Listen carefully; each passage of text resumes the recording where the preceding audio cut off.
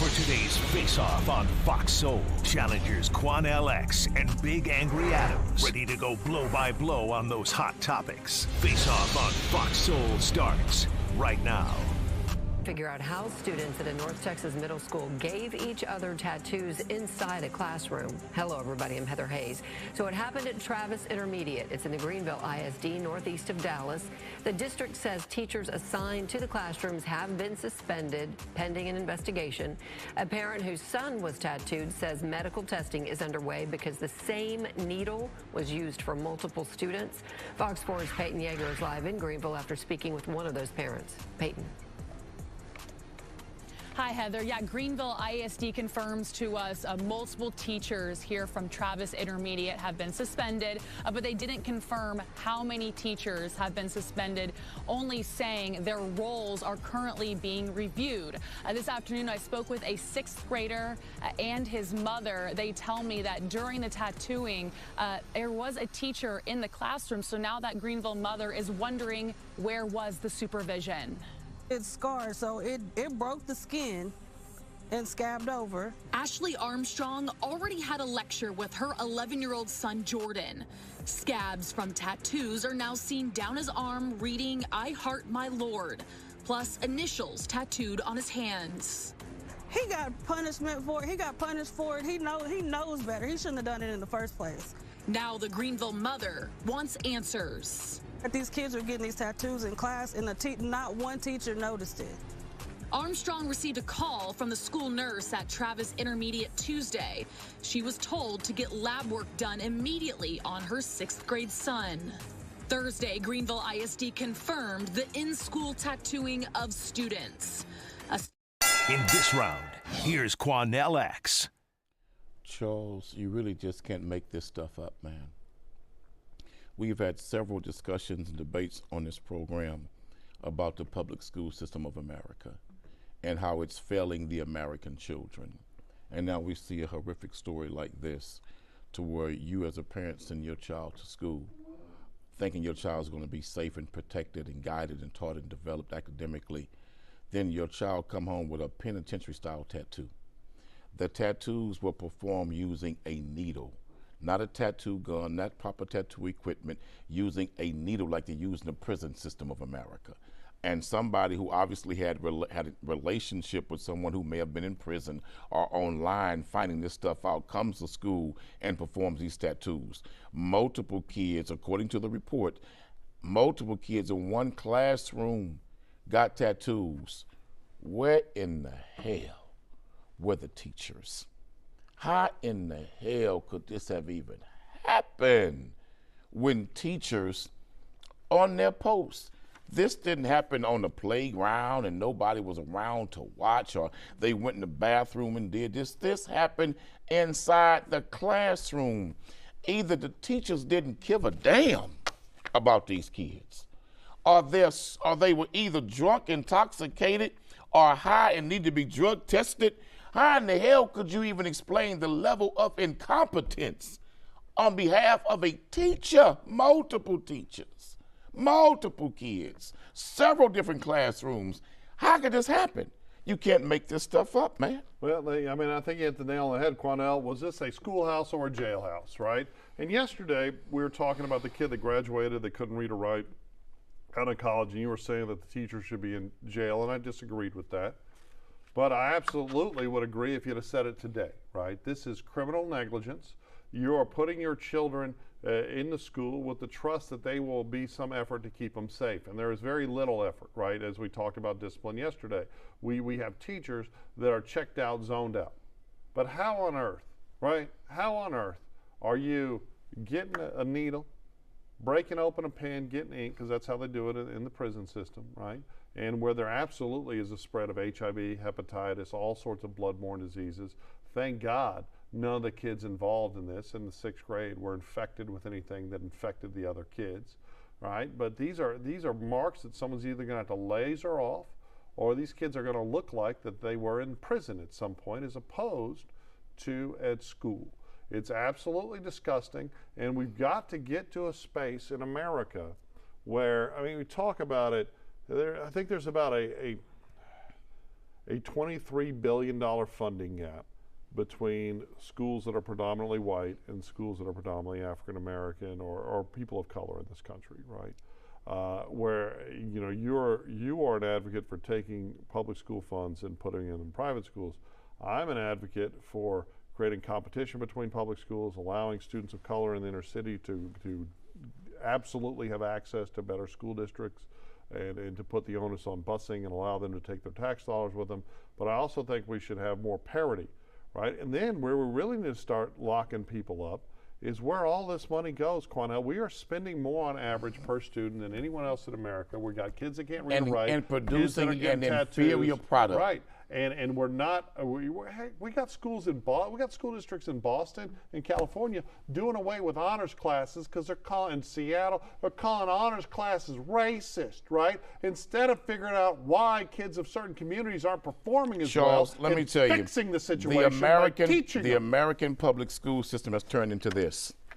Kids getting tattoos in elementary in class, getting tattoos in classrooms at elementary schools. Mass shootings at elementaries, mass shootings at high schools and middle schools. Teachers getting beat up by students at the job and being video recorded and put on social media. Teachers being intimidated and threatened by kids and cursed out and made to sit in corners. Teachers by students. We got teachers breaking kids' arms, punching special needs kids in the face. We got teachers in Texas. Texas leads the nation in inappropriate sexual relationships between students and teachers in the country. We got students now going to school dying of fentanyl poisoning in classrooms. We got kids on campus with liquor dispensaries on campus. Charles, we got drugs being sold to other kids by other students on campus, Charles. What the hell has happened to the American public school system? Well, I know exactly what happened to it, right? During the 8 years of the Obama administration, they ratcheted back discipline. It had already been miserable. This been going on way before the Obama administration, brother. But it got much worse, right? And we have kids, rule-following, good, earnest students of color, right, who want to go to their schools and learn and not be bullied, who find no protection, because right now we live in a society where we have rules, but those rules aren't enforced, so they're not rules, right? It's just like the multi-billion-dollar shoplifting epidemic that is creating pharmaceutical, food, and retail deserts in black communities, right? When you have so many black business people that are being crushed by police not showing up. You have all of these earnest kids their dreams are being crushed and they're being made hard because they are not being protected from the non-rule followers and the bullies because we don't have any damn consequence. So when you punch a kid, right, you should be suspended. You do it again, you should be expelled, right? Well, really, those are the rules. Well, it doesn't happen. But here's what's happening. They're not enforced. But here's what's happening, and Charles. They got to pull out their color chart and say, oh, well, we Charles, can't here's punish what's happening, him Charles. Well, he's a then. You let me finish. Now at the schools, we got elementary school children who are being bullied, going home, committing suicide because they're being bullied. That happened in my eighth grade. Because they're being bullied. It's been going on for a while. On campuses. Charles, we got police officers when there's a mass shooter on the campus refusing to go in and protect the kids, hiding behind a wall. The damn shooter is shooting the kids. He hiding behind the wall. Officer of the year. This is America's public school system. So how do we Charles. fix it, Quanell? I'm gonna be honest with you, Charles. This will be a start, y'all. He's gonna be honest. I believe, especially starting with the black community first. And as a black man, I gotta say this: we have to take control of the academic institutions in our community. Well, that secondly, hold on. Let me finish, Charles. Why don't you look at school districts that are taking control by the black community? Let me finish, Charles. How are they performing? Take control of those school districts and those educational institutions and schools in our community. Secondly, fathers who are behind on child support have to be required to volunteer so many hours per month at that school until they catch up on their arrearage, or at least that will be counted toward their arrearage so they can volunteer to school systems. Thirdly, Charles, we have to begin to make sure that vape shops, liquor stores, and businesses of ill repute and moral questions should not be allowed to be in certain proximity feet of these schools, Charles. Right here in Texas, you got schools that right across the street is a huge-ass vape shop selling anything and everything. Charles, America is ass backwards, man, when it comes to what we're doing with our children, producing safe, clean environments for them to be educated in with great teachers. And we must pay teachers what they deserve. We are paying teachers not even a living wage, therefore we're hiring from the bottom of the barrel. Pay teachers what they deserve. That's the first steps, Charles. Well, when teachers aren't teaching, what is it they deserve? They deserve to be fired. And all of your through the lens of race nonsense was just that. They weren't solutions. What we need to do is start having metrics. And when teachers aren't educating their kids, you fire them. We are paying teachers well. I would agree they should paying be them well. Hold on. Who told you that lie? We shouldn't decide who can. Well, let me look at your Do we skin pay color. police well? Let me look at your skin Do color. we pay police I well? don't think we pay. I think Hell yes. no, we don't pay Yes, police well. And we don't pay hold on, teachers hold well on. at all. But the thing is, you want to look at everything as based on race, and I No, would like to look white at it teachers on are not being paid. Asian teachers are not being paid. Hispanics Hispanics are not being paid. The black community needs to Because take as their a black schools man, back. Now, what charity we need starts at home is first, kids then it need spreads to abroad. pass. Kids that break rules need to get put out of school. Parents need to start teaching their Charles, kids. We need we rules. got to need change metrics. from within first. Okay.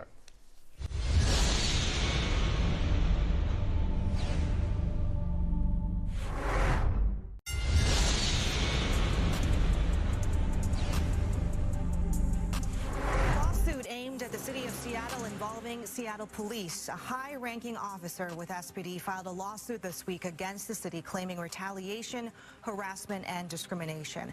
Lieutenant John O'Neill was the main target of a lawsuit last year by 4 female officers who painted O'Neill as a harasser, predator, and misogynist. That lawsuit by the 4 female officers also blamed former Chief Adrian Diaz for siding with O'Neill. Their allegations in part prompted Mayor Harrell to demote Diaz last year. Now, O'Neill's new lawsuit claims the officers conspired to take him down with false accusations by, quote, weaponizing the Equal Employment Opportunity complaint system. O'Neill says they colluded after he tried to hold several of the officers accountable for bad behavior and poor work performance. The lawsuit also states that 6 other female SPD employees complained to HR that the women in the lawsuit tried to recruit them to target O'Neill. Records show that all internal complaints from the 4 women that were investigated by the city came back not sustained, or that the evidence did not back up their allegations against O'Neill. The veteran. In this round, here's Charles Big Angry Adams. Well, this is concerning stuff, Quanell. What you have is Seattle, which the Pacific Northwest, Seattle seen as the bastion of progressivism and wokeism in America, where people love to trot out the tropes of discrimination and misogyny and weaponize them, right? And weaponize them in a mechanism that we all remember, the Seattle Autonomous Zone, where people just took it over, and there were murders that never went punished, and there was all kind of craziness, and set up in front of people's homes and people's businesses and destroyed people's lives. But hey, it was woke. So you have this lieutenant, John O'Neill, who had 4 women. I believe it was 2.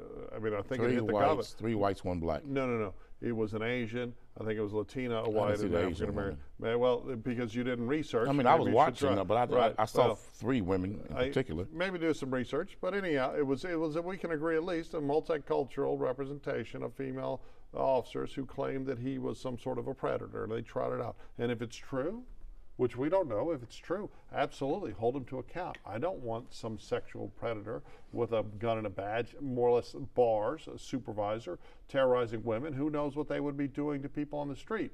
But if this lieutenant has produced ample evidence that the 6 other women are saying, hey, they tried to recruit us, this is, and if that's true, well, this is alarming. They've made false statements. And you look at the chief, another man of color, getting demoted over it, because we're always in a rush when it involves someone with a penis who likes women, right, and presents as a male. So a cisgendered heterosexual, if they're accused of anything, right, you're typically guilty until found innocent. Now in the olden days, right, back in the day, the men would rape women and the cops wouldn't listen to them, right?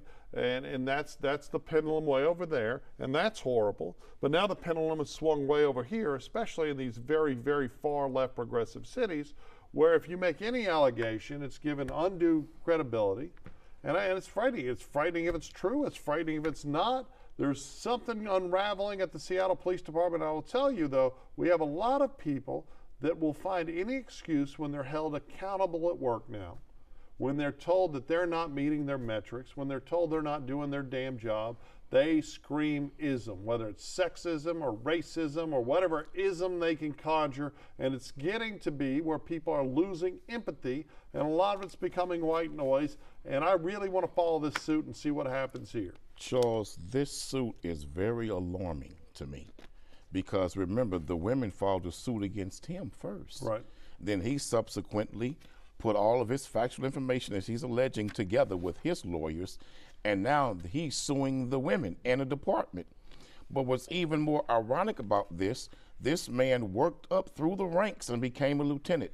He had been at this department for 2 decades and never had a single harassment complaint filed against him by male or female, had a stellar record. And all of a sudden, when he was promoted to overtake the K-9 division, then all of the complaints about sexual harassment, sexual misconduct, and intimidation came from this one department, all at the same time. I'm not saying it's not possible that he did that, but now you have other police officers, 6 women, who are saying we were recruited to join them in this witch hunt and to lie against the lieutenant, and we chose not to participate. If this is true, they should open up a criminal investigation, because this should be criminal to lie at this level, this magnitude, and put it in court documents, Charles. If it's true, somebody should be held accountable for this. The women should have their allegations against him thoroughly investigated to make sure if they were victims, he's held accountable. But vice versa, if they lied on this man to get rid of a no-nonsense, rugged, rigid supervisor, and they made this stuff up just to get rid of him, well, then they should be punished too. This is scary because, see, now, this is America's first responders. These are police officers. Let's say if they are lying, would you lie on police reports too? Would you fabricate evidence? Would you fabricate documents to see somebody go ahead and be criminally indicted and charged and sent to prison? When does your lying stop? Or where does your lying have boundaries? Especially when you're a police officer. That's what frightens me, Charles. Well, so you have O'Neill, when he was put in this position as the head of K-9, he took some action against somebody that conceded their negligence led to a dog being injured, and he pursued a consequence for them. He was then accused of taking down pictures of white female K-9 handlers in his office and replacing them with pictures of his family. And they said that was racist. And he had what I thought was a common sense response: it's my office, I'm put up pictures of my family. I think that's grasping for a reason, for an ism, right? I think that we live in a society now where so many people can escape consequence for not doing their job well, and then the accused, when despite a mountain, it does look like he fabricated ism. It sounds like he has a lot of evidence that this was trumped up, right? Especially with those 6 other officers. Okay, right. And they're female officers. But on the flip side, there's one that's saying he was very aggressive sexually with her and then became combative when she rejected the advances, right? These 6 other officers wouldn't be aware of that. That would just be something between But what they are aware of if they was recruited to lie. Right. Well, that's the question. Were they asked if they had any similar experiences, or were they told to lie? Or were they recruited to lie? Exactly. That's the big question. And that's what we have, why we have to have fact-finding. That's why police departments do investigations. And when you have the department that is charged with figuring out whether a crime has occurred, not taking the effort and they lying too. Right, well, to figure out what actually occurred. I don't know who's lying. I wasn't there. But damn it, we obviously... But they're accusing each other within the department of lying. Right, well, that's the whole thing. These are the people that are charged with discerning the truth and that's in our what's society. Scary. And that's what makes it even more scary. So why aren't they able to discern the truth here? You can't use a polygraph in a criminal investigation, really, to prosecute someone, but in a civil employment matter, you can use it. It's admissible. You most certainly can. And at the very least, we should have a lot of digging around to see what's going on. And we're going to continue, just like we talked earlier in the week about the Mexican reporter criticizing Zoe Saldana's movie for not having enough Latina actresses born in Mexico.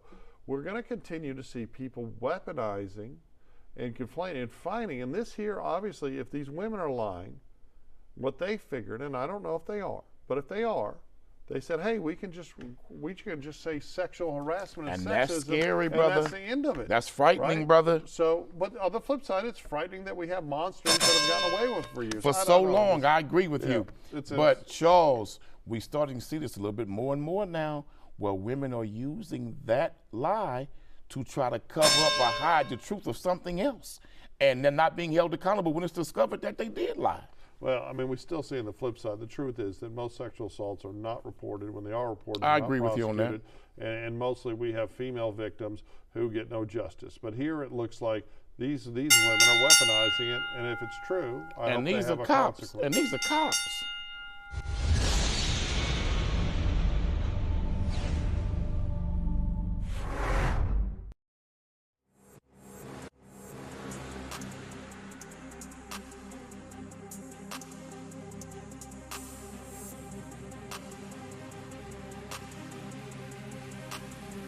That's it for the Face Off on Fox Soul.